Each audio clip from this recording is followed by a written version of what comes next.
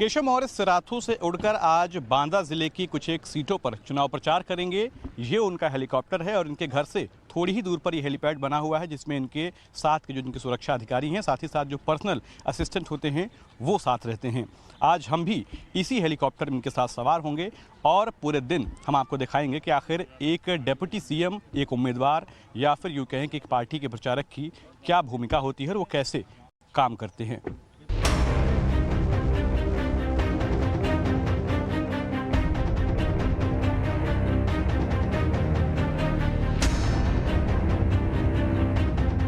इस वक्त हम प्रदेश के डिप्टी सीएम केशव प्रसाद मौर्य के साथ उनके हेलीकॉप्टर में मौजूद हैं। पूरा दिन जो वो चुनाव प्रचार करेंगे उनके साथ हम मौजूद रहेंगे और इसी दौरान पहले और दूसरे चरण के मतदान जो हैं वो लगभग हो चुके हैं और क्या कुछ इसमें खास रहा, कितनी सीटों पर बीजेपी अपनी दावेदारी करती है, तमाम सवाल जो हैं हम उनसे पूछेंगे।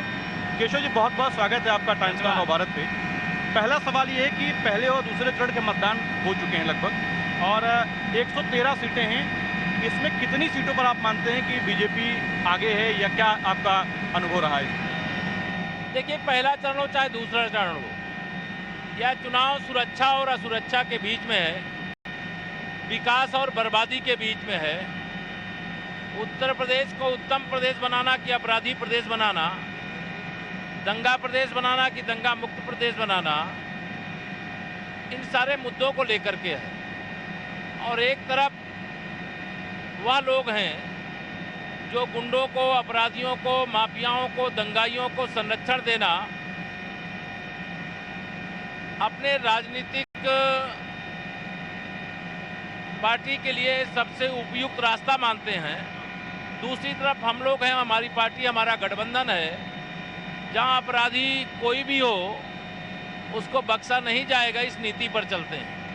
तो मेरा स्पष्ट मानना है कि उत्तर प्रदेश का जो चुनाव है वह जैसे 2014 में भाजपा के पक्ष में था, 2017 में भाजपा के पक्ष में था, 2019 में सपा, बसपा, कांग्रेस, लोकदल सबके एक हो जाने के बाद भी भाजपा के पक्ष में था, उससे भी अच्छा चुनाव 2022 का है और इस 2022 से भी अच्छा चुनाव 2024 का होगा। देखिए, इस बार राम मंदिर का मुद्दा है ही, काशी विश्वनाथ का भी बात हो रही है, लेकिन इसी बीच में आप लोग मथुरा की भी बात कर रहे हैं। मथुरा क्या आप लोगों के एजेंडे में है या अब आप लोग लेकर आए हैं और विकास के साथ साथ धार्मिक स्थान के तौर पर भी आप उसको और बढ़ाएंगे? देखिए, अयोध्या हो, काशी हो, मथुरा हो, ये हमारे चुनाव के मुद्दे नहीं है, ये हमारे आस्था के केंद्र हैं। लेकिन इन सभी प्रमुख तीर्थ स्थलों का विकास हमारी सरकार की प्राथमिकता है। अगर हम थोड़ा सा कुछ करते हैं अच्छा, तो जो 1 लाख हमारे धार्मिक पर्यटक आते हैं वो 10 लाख हो जाते हैं, जहाँ 10 लाख आते हैं वहाँ 1 करोड़ हो जाते हैं। तो इससे रोजगार का एक बहुत ही सुगम रास्ता भी निकलता है। इसलिए श्री रामलला की जन्मभूमि पर भव्य मंदिर निर्माण के कारण से, बाबा विश्वनाथ जी का धाम बनने के कारण से, और फिर चाहे मथुरा में भगवान श्री कृष्ण की जन्मभूमि और वृंदावन का विकास करने से जो हमें उत्तर प्रदेश में करोड़ों रोजगार सृजित होने के अवसर दिखाई दे रहे हैं, उसको हमारे विपक्षी और आप सभी मीडिया के मित्र दूसरे दृष्टिकोण से देखने का काम करते हैं। मैं मानता हूं कि तीर्थ स्थलों का विकास या किसी का विरोध नहीं है। तीर्थ स्थलों का विकास रोजगार सृजन का एक बहुत मजबूत माध्यम है। 14 फरवरी के दिन को सर कुछ लोग प्रेम के तौर पर मनाते हैं, और लेकिन दुर्भाग्य ये है हमारा कि भारत में 14 फरवरी के दिन ही पुलवामा का अटैक हुआ था। 14 फरवरी के दिन ही।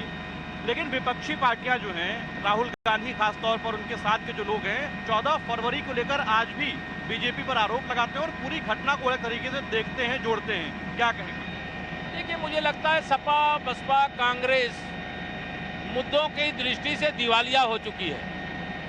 जिसके पास कोई मुद्दा नहीं होता है वही इस प्रकार की बयानबाजी करने का काम करता है।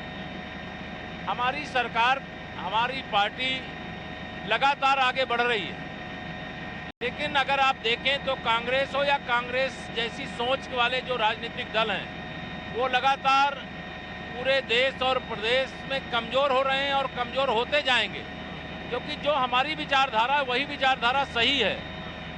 जिस विचारधारा को 2014 के लोकसभा चुनाव के पहले कोई भी विरोधी राजनीतिक दल का नेता नहीं स्वीकार करता था, मंदिर जाना हुआ समझता था कि उनका मुस्लिम वोट बैंक नाराज हो जाएगा। लेकिन आज वही सब मंदिर मंदिर माथा टेक रहे हैं और यह हम पहले भी करते थे, यह अब हम भी करते हैं। तो यह जो इनके अंदर परिवर्तन आया वो हमारी विचारधारा की जीत है। पूरे देश में सर हिजाब को लेकर बहुत बहस छिड़ी हुई है। हिजाब कर्नाटक से शुरू हुआ और यूपी चुनाव तक पहुंच गया है। धार्मिक स्थलों पर ऐसे जो कोई भी धर्म का चिन्ह प्रयोग हो या फिर स्कूलों में, आप इस पूरे मसले को, पूरे इस मुद्दे को कैसे देखते हैं? देखिए, ये सब मुद्दे बिना सर पैर के हैं। अगर कोई कॉलेज विद्यालय है और उसका कोई यूनिफॉर्म है, हम भी विद्यालय में पढ़ने गए हैं, आप भी गए हैं, तो विद्यालय का जो यूनिफॉर्म होता है उसको जब पहन के जाते हैं तो बच्चे के रूप में जब हम छोटे थे, पढ़ते थे, हमको भी अच्छा लगता था, आपको भी अच्छा लगता होगा। अगर इसके बीच में अगर कोई घटिया राजनीति लाता है तो मुझे लगता है कि उनको सबक सिखाने का काम जनता करेगी।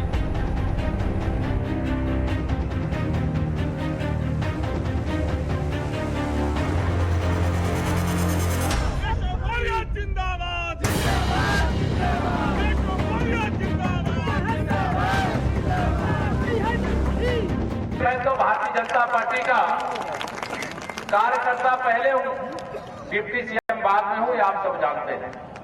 कार्यकर्ताओं का मान और सम्मान लगातार रखना ध्यान या जिम्मेदारी सरकार में बैठ करके अगर मैं वहां निभाता रहा तो यहाँ के सांसद जी, यहाँ के विधायक जी, यहाँ के आपके सबके अजय पटेल जी और सभी मंचस्थ नेता सब आपकी सेवा में लगातार समर्पित रहे। आज जब मैं बुंदेलखंड की पवित्र धरती पर आया हूं, जिसके बारे में कहा जाता था कि भगवान को भी जब कोई संकट आया तो किस धरती पर आते थे? इसी धरती पर आते थे।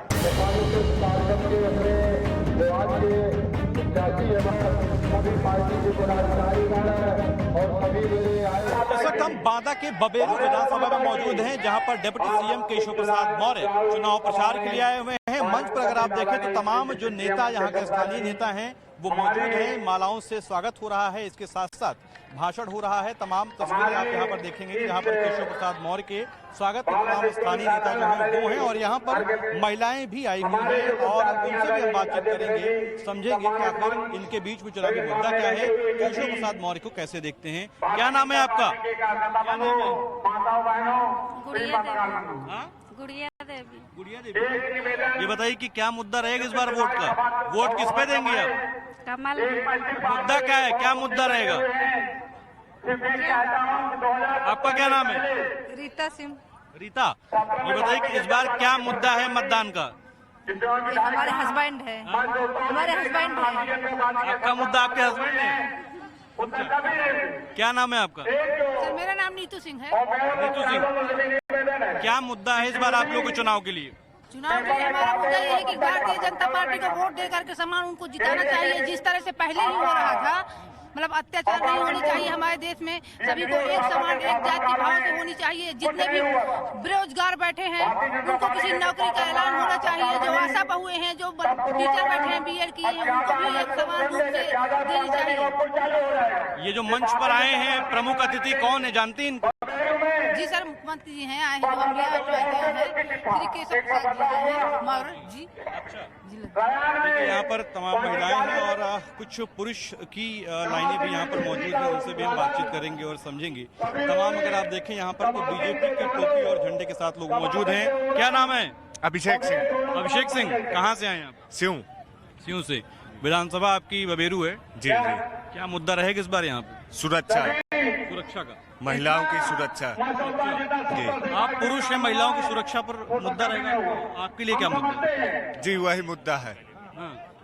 महिलाओं का, पुरुषों का सुरक्षा, दंगा मुक्त सरकार। केशव प्रसाद मौर्य जी आए हैं, कैसे नेता है? बढ़िया है। हाँ। क्या बढ़िया है? मतलब ये भारतीय जनता पार्टी सबका साथ सबका विकास लेकर काम कर रही है, इसमें जात विशेष का कोई बढ़ावा नहीं है।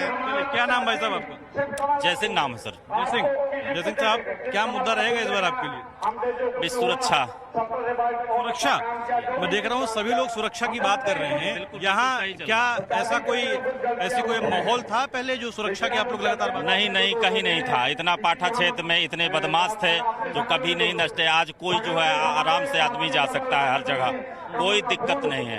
लोग बबेरू से जाके, हमारा कमासिन है, लास्ट का जिला है, उधर चित्रकूट बॉर्डर पड़ जाता है। बीच में यहाँ से मंडी से लोग जाते थे, बाजार करके गल्ला बेच करके रोज लूट लेते थे।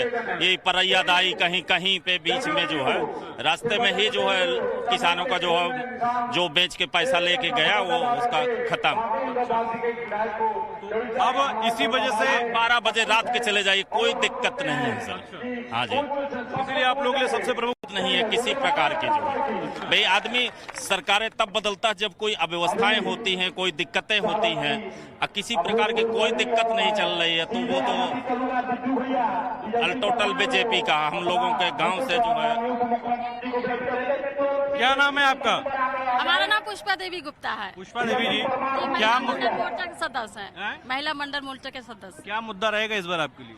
हमारे लिए मुद्दा तो यही रहेगा कि हमारे यहाँ नगर बबेरू क्षेत्र के अजय भैया यही निकले।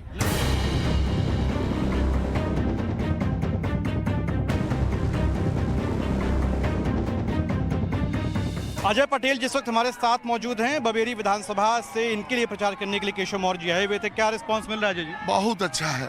भाई साहब ने कहा कि 100 में 60 हमारा है, 40 में बंटवारा है, उसमें भी हमारा है।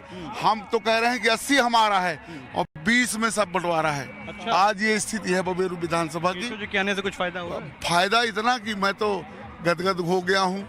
आज जिस तरह से कार्यकर्ताओं में उत्साह भी देख रहे थे, किस तरह से पुलिस प्रशासन को मशक्कत करनी पड़ रही है। सबसे बड़ा मुद्दा यहाँ पर हम लोगों ने जो बातचीत की लोगों से, सुरक्षा का रहा है पहले कई सरकारों में।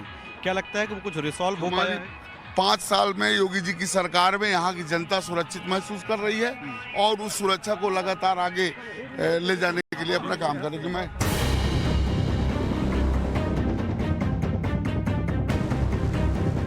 केशव प्रसाद मौर्य जी अपने प्रचार से अब वापस सिराथू लौट रहे हैं और हमने राजनीतिक बातें तो की, लेकिन आखिर केशव प्रसाद मौर्य जी की शुरुआत कहां से हुई, कैसे वो राजनीति में आए, तमाम सवाल आपके मन में भी होंगे और हमारे मन में भी हैं। केशव जी, एक सवाल, जैसे राजनेता आदमी बन तो जाता है, लेकिन ये सब जानना चाहते हैं शुरुआत कैसे हुई, आखिर बने कैसे, कारण क्या रहा? देखिए, शुरुआत राजनीति करने के लिए नहीं हुई थी। शुरुआत तो समाज की और देश की सेवा करने के लिए हुई थी। लेकिन देश की सेवा करने का, समाज की सेवा करने का माध्यम राजनीति बन जाएगी, या तो समाज सेवा के लिए, देश सेवा के लिए जब कदम बढ़ने आने का मौका मिला, अवसर मिला, तो उसके लगभग 15 साल बाद ही इस प्रकार की परिस्थितियां आई कि मुझे राजनीति में काम करना है। तो यह राजनीति का क्षेत्र न मैंने कभी सोचा था, न ऐसी कोई परिस्थिति थी, लेकिन संगठन के अंदर कोई विचार करके मुझे इस क्षेत्र में काम करने के लिए भेजा है। तो मेरा यही प्रयास रहता है कि संगठन जो भी काम मुझे कभी भी दे, मैं उसमें अपना सर्वश्रेष्ठ देने का काम करूं, जिससे जो निर्णय लिए हैं मेरे बारे में उनको ये ना लगे कि केशव जी को लेकर के हमने जो निर्णय लिया वो गलत साबित हुआ। मैं इंटरनेट पर पढ़ रहा था और आपके लोग जो हैं उनसे भी बातचीत कर रहा था, तो मुझे एक जानकारी मिली कि आप बचपन में चाय बेचा करते थे, अखबार और दातून भी आपने स्टेशन पर बेची हुई है, यह सच है? निश्चित तौर से बचपन में चाय भी बेचते थे, अखबार भी बेचते थे, दातून भी बेचते थे। मैं ही नहीं, मेरे समय में लाखों लोग बेचते थे, करोड़ों लोग बेचते थे। आज भी देश में लाखों और करोड़ों लोग आज भी चाय बेचते हैं, अखबार बेचते हैं। ऐसे तमाम काम करके जिससे अपने परिवार की आवश्यकताओं की पूर्ति की जा सके, वह करना पड़ता है। ये सब समय और परिस्थितियां कराती हैं, लेकिन जो भी काम मुझे करने की, जिन भी परिस्थितियों में स्थिति का सामना करना पड़ा, उस पर मुझे सदैव गर्व रहता है।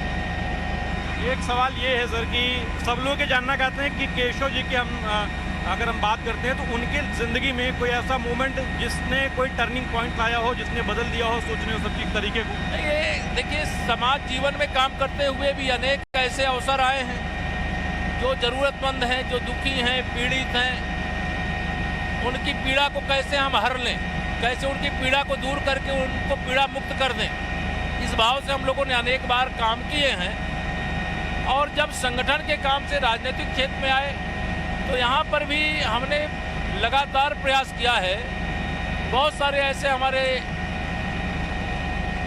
पास सरकार में होने के कारण लोग आते थे जिनका वर्णन करना मुझे लगता है कि वो अहंकार की श्रेणी में आ जाएगा, कि जो ज़रूरतमंद आया, जिसकी सेवा जितनी अच्छे तरीके से हम कर सकते थे, हमने प्रयास किया कि हम करें, उससे हमें आंतरिक सुख मिलता है और उस सुख को हम शब्दों में व्यक्त नहीं कर सकते।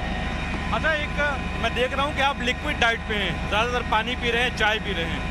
ये भी जानना चाहते हैं लोग कि आखिर चुनावी भागदौड़ में, क्योंकि आप डिप्टी सीएम भी हैं और उस दौरान भी लगातार काम आपके पास रहता है, लेकिन चुनावी भागदौड़ में अपनी सीट पर भी आप प्रचार कर रहे हैं, बाकी सीटों पर भी आप काम कर रहे हैं, तो दिनचर्या कैसी रहती है? देखिए, मेरी सीट का प्रचार तो वहाँ के सभी पार्टी के कार्यकर्ता और वहाँ की जनता कर रही है। जहाँ तक बाकी सीटों पे प्रचार के लिए जाने का है, तो पार्टी ने, मैंने कहा, जो भी जिम्मेदारी देती है, जो उत्तरदायित्व देती है, उसको प्रयास करता हूँ कि अपना मैं योग्यतम तरीके से निर्वहन करने का प्रयास करूँ। और मुझे ऐसा लगता है कि मैं जहाँ भी जा पा रहा हूँ, पार्टी का पक्ष, सरकार का पक्ष और विपक्ष के अंदर जो नाकामियाँ रही हैं, कमजोरियाँ हैं, उसको हम जनता के सामने रखते हैं। बहुत शुक्रिया बातचीत करने के लिए। केशव प्रसाद मौर्य डिप्टी सीएम और साफ तौर पर कह रहे हैं कि मैं वोट के माध्यम से जनता से यही अपील करता हूं कि वो वोट के तौर पर मुझे कर्ज दें और मैं विकास के तौर पर उसे सूद समेत वापस कर दूंगा। ये फैसला जनता करेगी, 10 मार्च नतीजे आएंगे। लेकिन फिलहाल केशव प्रसाद मौर्य बीजेपी या फिर दूसरी विपक्षी पार्टियों की तरफ से लगातार प्रचार जारी है। कैमरामैन सत्यदेव सिंह के साथ आदर्श सिंह, टाइम्स नाउ, नव भारत।